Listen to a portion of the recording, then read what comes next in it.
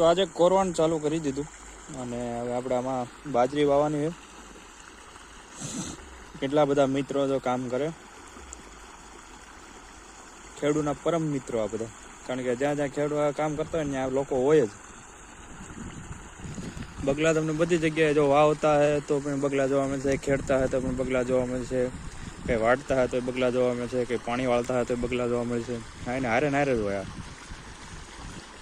આમાં જો ઝીણા ઝીણા તલી ઉગી ગયા, અહીં જો બધી ઠેકાણે ઠેકાણે ઝીણા ઝીણા ઉગી ગયા.